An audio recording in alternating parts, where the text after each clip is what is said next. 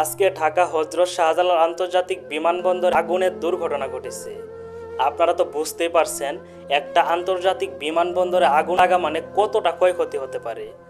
আপনারা তো গত 2 দিন আগের ঘটনা আপনারা সকলেই জানেন। চট্টগ্রাম ইপিজেড গার্মেন্টসে যে আগুন লেগেছিল সেই আগুনের শোক এখন পর্যন্ত বাংলাদেশের মানুষ কাটিয়ে উঠতে পারলো না। আর আজকের ঘটনা দেখুন, আজকে টোটালি বাংলাদেশ থেকে বিদেশে যাওয়ার যোগাযোগ বিচ্ছিন্ন করে ফেলছে আন্তর্জাতিক বিমানবন্দরের এই ঘটনা। আপনারা তো বুঝতেই পারছেন একটা আন্তর্জাতিক বিমানবন্দরে যদি এরকম ঘটনা ঘটে তাহলে বাংলাদেশ থেকে আন্তর্জাতিক যোগাযোগ একদম টোটালি বন্ধ হয়ে যাবে। এরকম ঘটনা বাংলাদেশে 2 দিন পর পর শুনতেছি।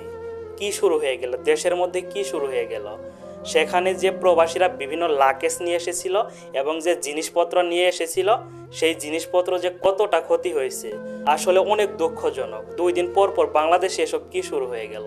গত 3-4 ঘন্টা থেকে ফায়ার সার্ভিস এবং সেনাবাহিনী কাজ করতেছে আগুন নিয়ন্ত্রণে আনার জন্য, তবে এখন পর্যন্ত নিয়ন্ত্রণে আনতে পারলো না। তাহলে তো আপনারা বুঝতেই পারছেন কতটা ভয়াবহ অবস্থা। তবে আমরা সবাই প্রাণ খুলে দোয়া করি আল্লাহ তাআলা যাতে সবাইকে হেফাজত করে এবং সবাইকে রক্ষা করে, আমিন।